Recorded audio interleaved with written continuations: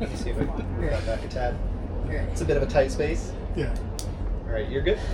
Fully ready. Thank Of course, you, sir. Yes, sir. All right, and then I'm just going to confirm the time with y'all, Mm-hmm. and then let's begin. Perfect.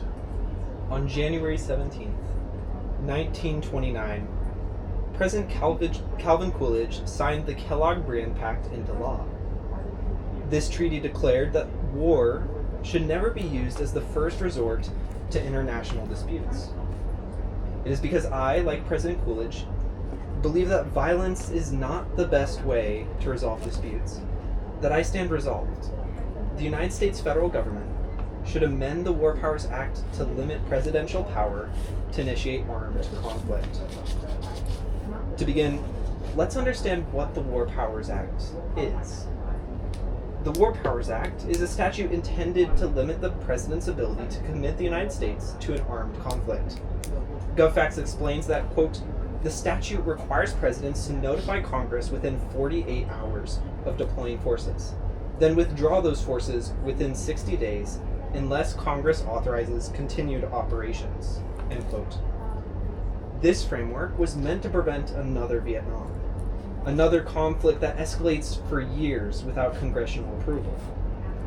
The War Powers Act was Congress's attempt to create a legislative checkpoint between rapid executive action and long-term military commitment, ensuring that no president could unilaterally entangle the U.S. in a prolonged conflict. However, despite its intentions, the act has often been ignored or circumvented. As a result, the balance of powers has gradually tilted towards the executive branch, which leads us to the key reason for reforming the War Powers Act, that of checks and balances. In the Federalist number 51, James Madison famously wrote that, quote, ambition must be made to counteract ambition. In this statement, Madison articulated one of the foundational concepts of our nation, that no branch of government should be able to act without meaningful oversight from the others. The framers feared concentrated power, especially in matters of war, where the stakes are life, death, and the security of our nation. The Constitution reflects this worry.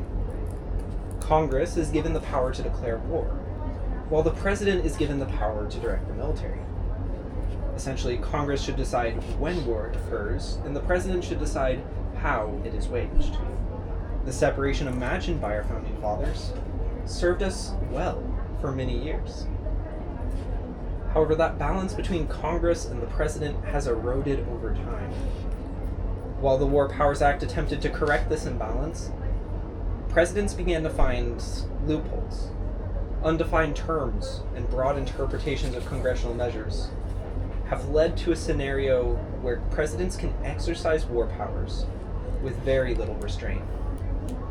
For example, when the United States conducted airstrikes in Libya in 2011, the administration argued that the bombing campaign should not be considered hostilities because they had not deployed ground forces to Libya. Because the term hostilities was never clearly defined in the law, the administration was able to evade the 60-day limit and continue their campaign. Presidents have used loopholes in the War Powers Act to stretch the law as far as possible. This means that the President, and not Congress, often decides when we go to war, with whom, and how. This is a dangerous pattern. As James Madison explained, quote, those who are to conduct a war cannot, in the nature of things, be proper or safe judges whether a war ought to be commenced, end quote. The reason for separating the decision to wage war from the decisions on how to wage the war is to ensure that armed conflicts are not entered lightly or for personal gain. Any armed conflict places a burden on the American people. Conflicts place Americans' lives and welfare at risk. Thus, the decision to initiate a conflict should be carefully made by Congress, the leaders chosen by the people to represent the people. Now, it is to ensure that balance that we need to amend the War Powers Act. It is because I, like Coolidge, want to see a nation by the people, and for the people, that I urge you to vote affirmative. Thank you. Okay, I'm ready for your questions whenever Thank you you're for ready. that speech. Yeah, just give me 1 minute. Of course. Have a sip of water. All right, perfect. Okay. My first question would be, you talked about the War Powers Act being a reporting mechanism. Where in the Act does it let the President initiate armed conflict? Could you list a specific section? I did not state that it lets the President initiate armed conflict, but rather that it requires the President to first consult with Congress prior to conflict in every possible scenario. Sure. Second, they need to report any deployments within 48 hours of that deployment. And then anything not authorized by Congress needs to end in 60 days. However, as mentioned, these... sorry, just to often go clarify unenforced. really quickly, something else gives the President the power to initiate armed conflict, not the War Powers Act, is what you're saying. Yes. Okay. You talked about Libya a lot. Was Libya not covered under the 2001 AUMF? The Libya was an example of sort of an explanation of vague and undefined terms. Sure. Because the president was stretching that AUMF far beyond its initial scope But in order to bomb Libya. You said that, but was the campaign funded by Congress? I believe so, yes. Congress does have power of the purse. Did Congress pass a bill or law to stop the campaign bombing from happening? Congress attempted to stop the conflicts in Libya, yes. But the challenge is to simply defund a war or any sort of conflict is very dangerous, because that means our troops or any forces that we have in the region that we were supporting are suddenly left alone. I do want to more on that point, but there were no U.S. troops in Libya. There were no U.S. troops in Libya, yes. So but then, the bombings were intended to support other forces that we were aligned with. Sure, so why couldn't Congress defund if there were no troops? Because that would mean a very hasty stop to the bombing without necessarily making sure our allies were well protected within that time frame. So, to clarify, Congress could have stopped it, but they chose not to. Or they couldn't, for some other reason. They were placed in a bind where the tools meant to ensure a sort of safe end to the conflict were not accessible or usable. Okay. Yeah. That's fine. Thank you. All right. Thank you, Sher. All right. Anything else? Okay.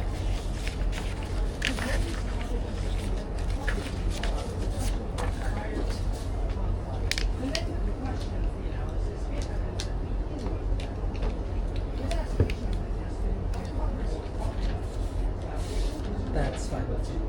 Yes. Just to reintroduce myself, I'm Shreya. I'm going to be the negative speaker. Okay, great. Are you ready to go?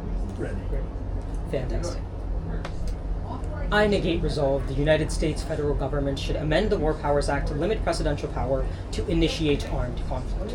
I want to start with the key idea that will drive this entire round, the geopolitical hotspot. A hotspot is a place where two nations or armed groups are locked in conflict over territory or power, with a single misstep being able to cause escalation. When a hotspot escalates, it fractures our alliances, destabilizes the global order, and cuts the supply chains our economy runs on. That's why we have to watch them constantly, so the moment that one starts to slip, we can act before it becomes a war. That means rapid troop deployments and immediate military pressure when necessary. And we can only do that for one reason. The president can act in hours, not months. The affirmatives amendment is only as strong as Congress's willingness to enforce it. Polarization has turned every vote into a party loyalty test. Without compromise, Congress has stalled. The affirmative amendment fixes nothing. It just pushes problems onto a divided Congress that has shown it's unwilling to solve them. The affirmative builds a world where every crisis waits on Congress, while our enemies keep marching forward. This is contention one. Presidential power is the only way to stop terrorists. Terrorist groups survive by moving faster than legislation can keep up. They hide in weak states and war zones, and the moment a country starts hunting them, they adapt. One of their oldest tricks is simply changing their name. When they change their name, as the Congressional Research Service explains, all laws and authorizations relating to them become useless, meaning that governments have to waste time passing new ones. For example, after the US spent years dismantling Al-Qaeda, one of its branches broke off and formed ISIS. In just a few years, ISIS controlled nearly 70,000 square miles of territory, ruling over roughly 8 million people. What stopped them was speed. Despite US laws not mentioning the newly formed ISIS, the president used executive interpretation to order airstrikes, deploy special forces, and back local partners against ISIS, without waiting months for Congress to approve each action. By 2019, ISIS held no territory, not even a single town under its possession. That's 8 million people freed from terrorist rule because the president could act quickly. In the affirmative world, this presidential power disappears and terrorists can avoid the US simply by changing their name. The war on terrorism is still going on. Less than a month ago, the president conducted a drone strike that killed 200 ISIS members, including their second in command. The affirmative takes away presidential power and flips the trend of weakening terrorism. We give terrorists time to move, rebuild, and attack, exactly what the efforts of the last 2 decades have been trying to prevent.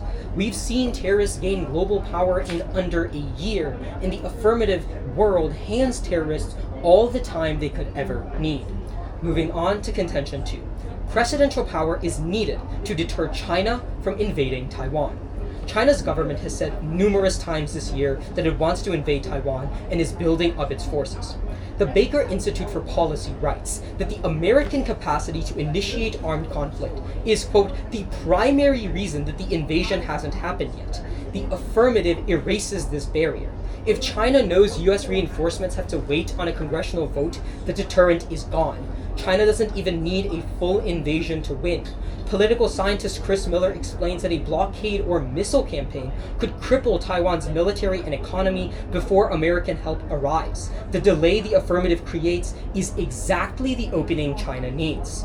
If Taiwan falls to China, the US economy is hurt first. The Taiwan Semiconductor Manufacturing Company makes roughly 55% of the world's computer chips, which power nearly every modern technology from phones to dishwashers. Political scientists estimate that if the Chinese invasion were successful, the US would lose 1/3 of its total productive capacity, the economy would bleed $7.6 trillion in GDP, and over 60 million American workers would lose their jobs. In the modern world, time is a luxury and Congress wastes it. Terrorists in China won't wait for America to catch up. They'll strike first, and by the time that Congress finishes debating, the damage is already done. Presidential power is the only thing keeping those hotspots from becoming catastrophes, and the affirmative trades it away for a vote that may never come. This is a race America cannot afford to lose, and for that reason, I proudly negate the resolution today. Thank you. Thank you. All right. 1 sip of water, and then I'll be good for cross-examination. Sounds good.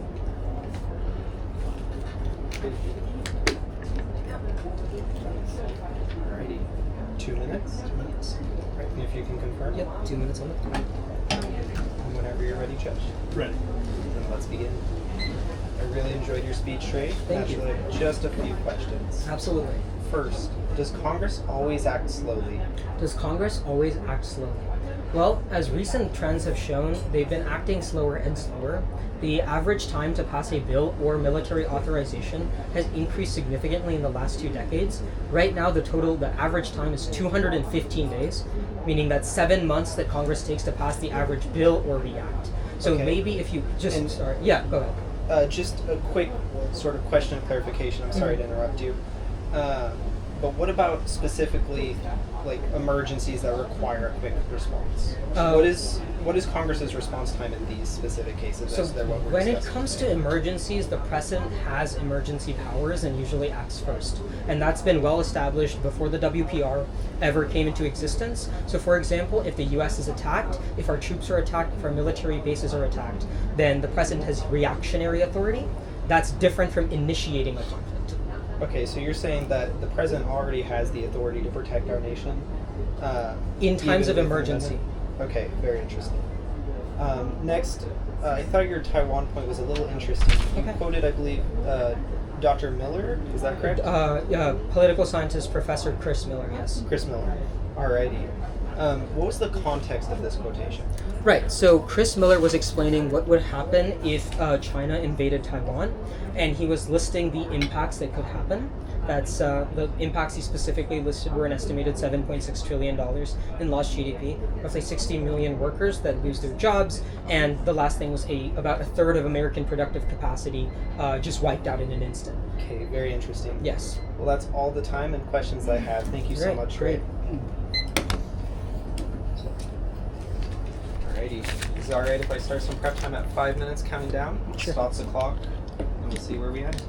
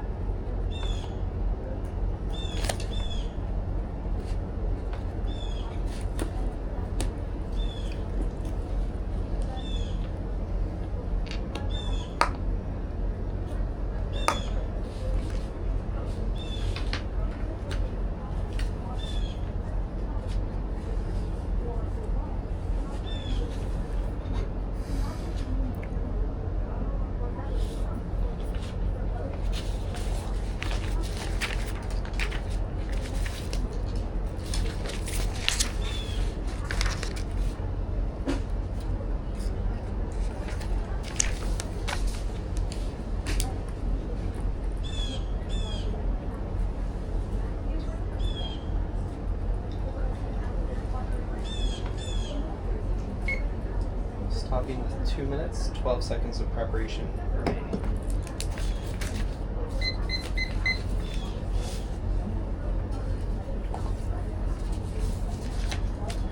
Alrighty. This will be a 4-minute speech. Yeah. If y'all are ready, then let's begin. President Coolidge once declared, quote, "I favor the policy of the economy, not because I wish to save money, but because I wish to save people. The men and women of this country who toil are the ones who bear the cost of the government. Every dollar that we carelessly waste means that their life will be much more than meager. Every dollar that we save means that their life will be so much more abundant. Economy is idealism in its most practical form." End quote. President Coolidge believed that American taxpayers' dollars should be used for their benefit, and that was to be directed by Congress. Now, the problem is, with wars initiated by the president, costly wars initiated by the president, we're seeing harms to our people.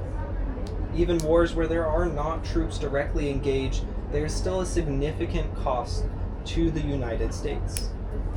Take, for example, the recent conflict in Iran.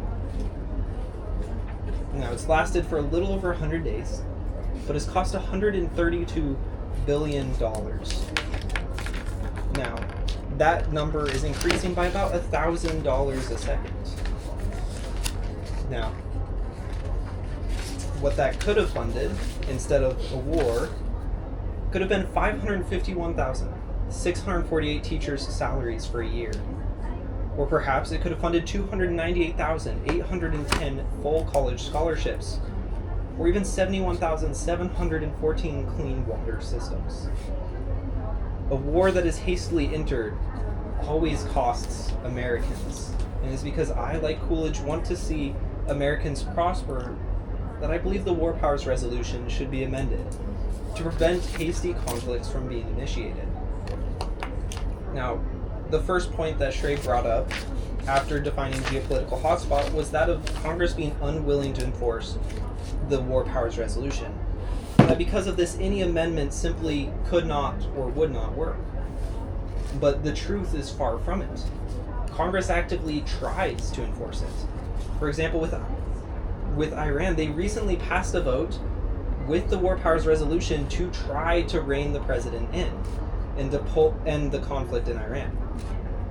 However, because of veto power and the partisanship that Shrey mentioned earlier, the act becomes unenforceable, not because Congress doesn't want to enforce it, but because the president prevents it from being enforced. An imbalance of powers that must be corrected. Next was Shrey's argument that presidential power is the only way to stop terrorists. Well, my response is that Congress can prevent. Again, Congress can prevent. For example, in response to the September 11th, 2001 bombing, Congress responded in less than a week. And to think that if the president required approval, it would ruin response times is simply untrue. In fact, if we look at other countries such as the United Kingdom, Germany, and France, they all have similar requirements, and all of them are capable of responding in an emergency. The past president shows that this can work. Next was the concept of the Taiwan invasion, that the president having the powers is the only thing keeping them in check, and that we'd be too slow otherwise. But the truth is, we'd be too slow no matter what. Taiwan is within sight of the Chinese coastline, but hundreds of miles away from us. We simply cannot react fast enough with or without the executive branch initiating the conflict. Ultimately, this is an imbalance of powers that needs to be corrected. It's because I, like Coolidge, believe in government by the people, for the people, that I urge an affirmative ballot. Thank you. Okay.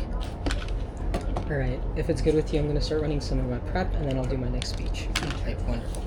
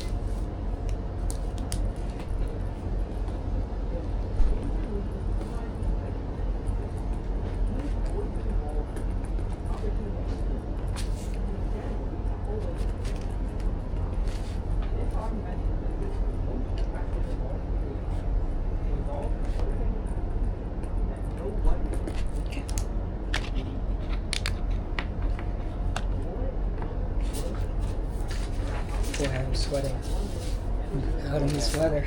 All right, let's get this show on the road.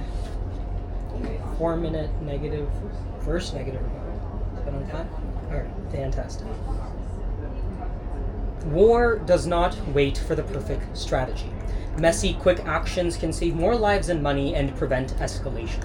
Now, my opponent argued the opposite in theory, but let me show you some evidence. An analysis of US military actions over 80 years found that quick deployment reduced the chance of escalation in 73% of cases. That's 196 conflicts that quick deployment has prevented. And with those conflicts, hundreds of thousands of lives and the billions of dollars that we would have spent in trying to fight those conflicts had we waited and had they escalated.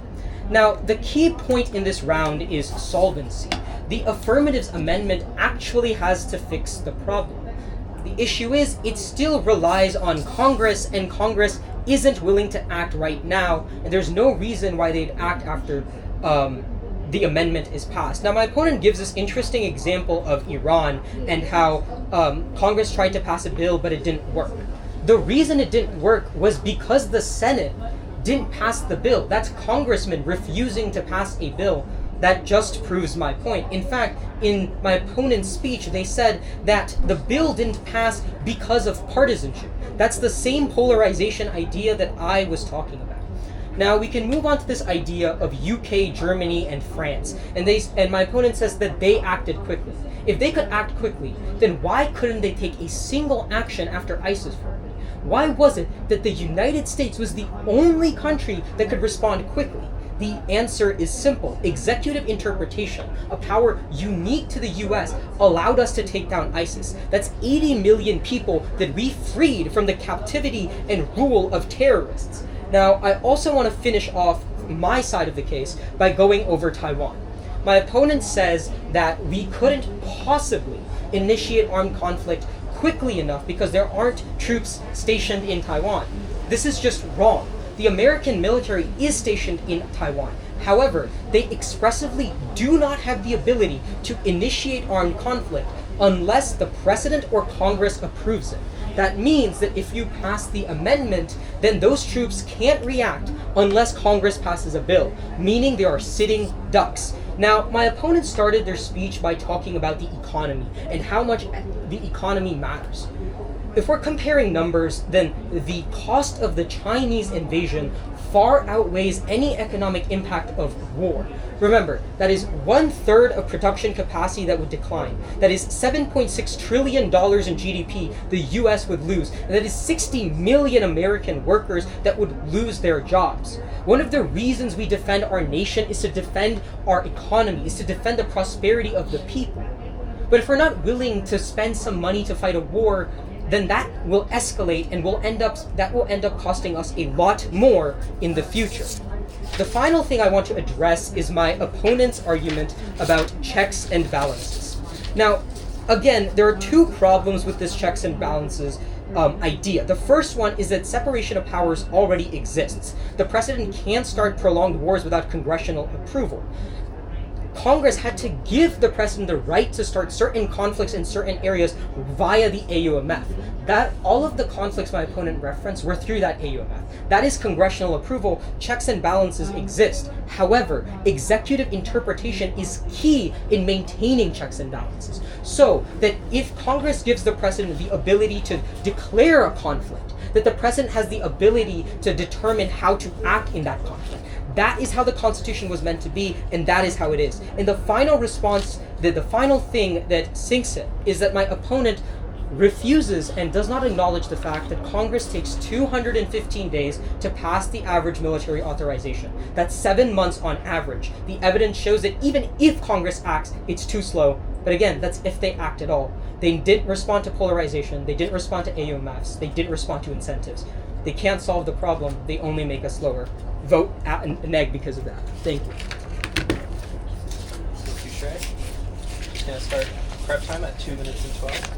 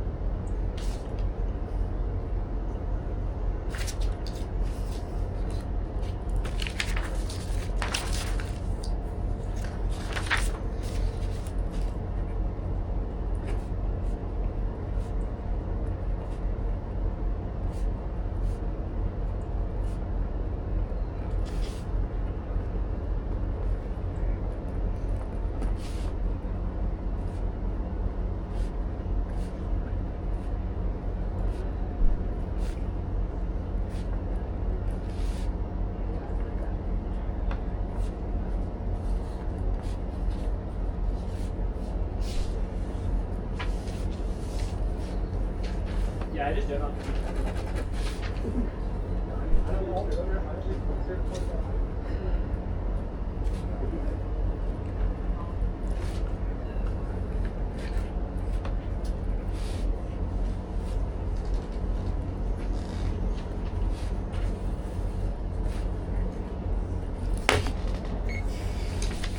Stopping with 1 second remaining.